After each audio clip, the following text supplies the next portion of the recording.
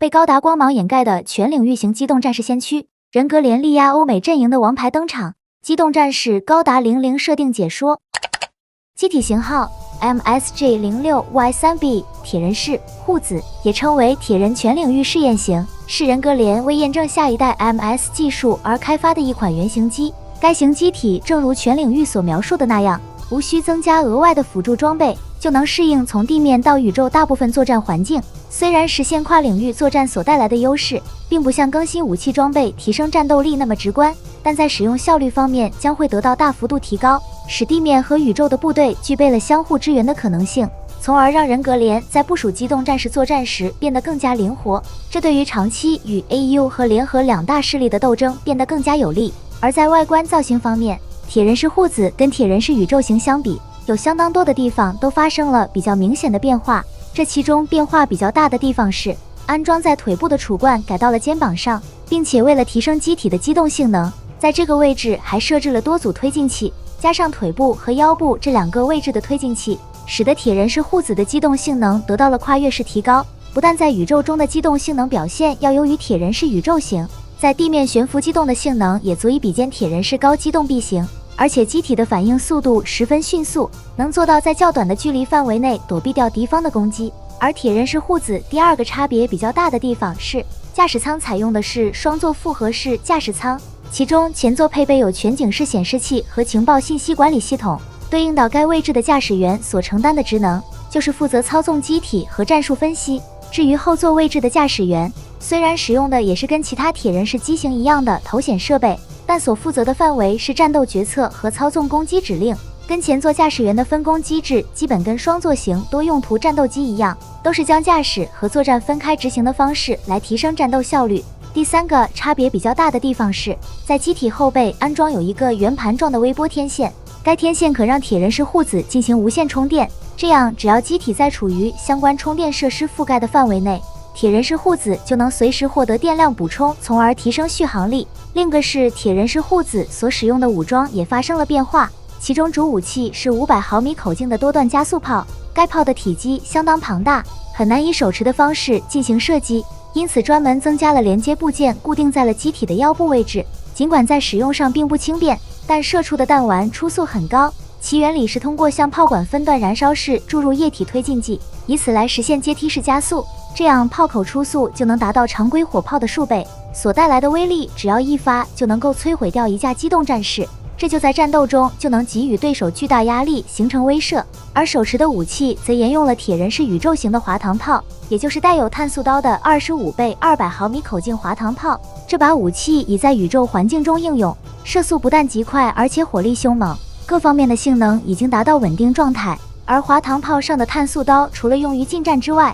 还能作为散热片发挥散热作用。最后是还有2门30毫米口径的近防机炮，分别安装在胸口和肩膀这两个位置，其中胸口位置的机炮是参照了长鼻式的设计，可在地面作战时用于打击人员和轻型装甲等目标，包括对方发射的导弹也能进行拦截。基本上依靠这些武装和机体的机动性能，铁人式护子在面对现役机动战士时就拥有了巨大优势，但是在面对天人组织的高达时，铁人式护子仍难以直接进行对抗，这在与密天使高达的战斗中就得到了体现。当时负责驾驶铁人式护子的2名驾驶员，分别是超兵的列奥纳多·范恩斯和戴芬妮·贝迪利亚。虽然他俩在这场战斗中以埋伏的方式取得了先机，成功让密天使高达装备的 GN 原型单元受到了损失，但是他们最终并没有就此抓住机会击败密天使高达，结果因为对方的增援力量及时赶到，不得不选择了撤退。不过没多久之后，他们2个又再次与密天使高达发生了战斗，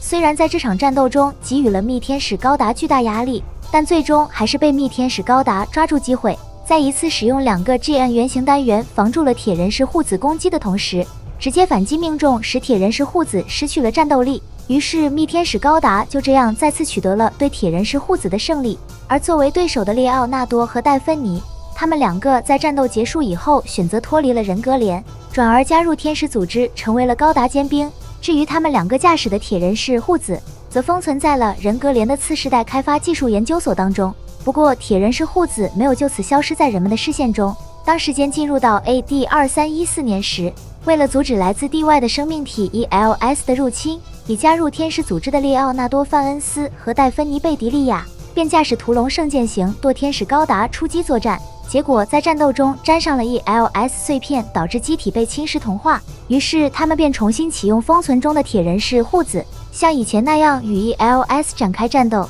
最终成功将被 ELS 侵蚀同化的屠龙圣剑型堕天使高达击毁，也由此为铁人式护子增添了一次精彩的战绩。而通过这场战斗可以说明，铁人式护子在开发时的性能水平是比较突出的。因此在 AD2307年人格连初次与天人组织全面对抗时，基于铁人式护子改造了一架机动战士，来用于加强对抗天人组织高达的战力。而这架改造后的机动战士便是型号为 MSJ062SP 的铁人式桃子，其中型号里的 SP 是 Super Pilot， 因此该型机动战士属于是超兵专用的机型，其在性能上的相关配置上都按超兵的水平进行设置。跟原型机铁人式护子相比，铁人式桃子比较大的变化是双人驾驶模式变成了单人驾驶，而驾驶方式在一开始时跟量产型铁人式机型一样，使用的也是护目型头显设备来操纵机体。后来在进行捕获天人组织的高达任务之前，人格连对铁人式桃子的驾驶舱进行了改动，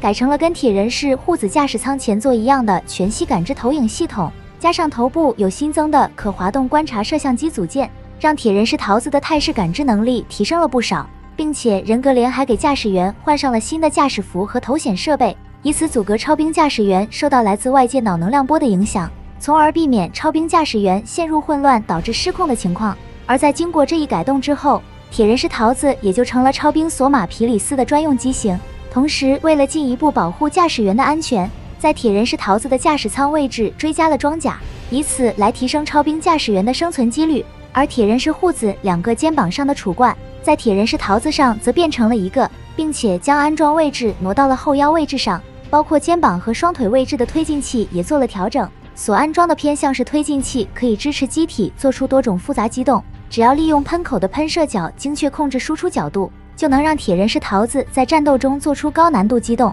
而且输出的推力十分强大，可在极短的时间内进入到高速状态，甚至能够在高速状态下能做出急停和拐弯这些高难度机动动作。可以说铁人式桃子表现出来的部分机动性能并不比同一时期天人组织的高达机体逊色。除了宇宙环境之外，铁人式桃子在地面的机动性能同样十分出色，其机动方式也跟铁人式高速机动 B 型一样，能够满足在多种地形环境下进行高速机动。然后是武装配置方面，铁人式桃子除了没有安装铁人式护子的多段加速炮之外，剩余所配备的武装分别是带有碳素刀的25倍200毫米口径滑膛炮、肩膀位置的30毫米口径机炮，还有跟铁人式陆战型一样的碳素刀近战装备。由此可以看出，铁人式桃子所使用的武装均为制式装备，没有基于超兵驾驶员而专门去开发新的武装。尽管铁人式桃子使用制式装备展现出来的战斗力并不突出，但在超兵驾驶员能力的加持下，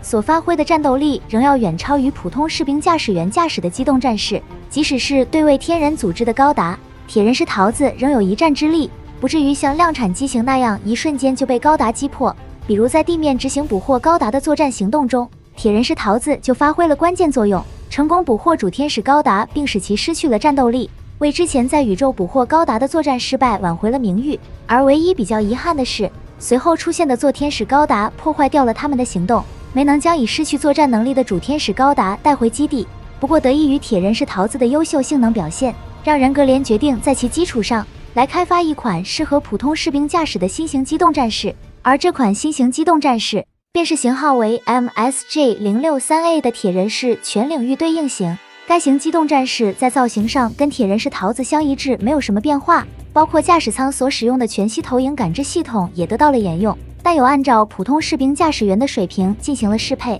而有变化的地方则是新增了一把光束步枪，该枪除了射击这一攻击方式之外，还在枪口底下这个位置设有光束键，启用后就能像步枪上刺刀那样与敌方展开接近战。尽管光束武器的攻击力要比实弹武器强出不少，但这种武器通常是以太阳炉作为动力的 MS 装备使用，而铁人式全领域对应型则是非太阳炉动力的机型，因而在自身内部并没有配套的能量供应装置，所以这把光束步枪自带有 GN 电容器，以此来满足非太阳炉动力的机型装备使用。不过机体的操作系统对使用光束武器存在兼容问题，因此使用光束武器需要借助光学传感器才能操作，而且操纵的难度极大，驾驶水平几乎需要达到谢尔盖斯米尔诺夫的级别，才能驾驶铁人式全领域对应型使用光束武器进行实战。因而驾驶水平不够的普通士兵驾驶员一般都是用回原来的25倍200毫米口径滑膛炮出击作战。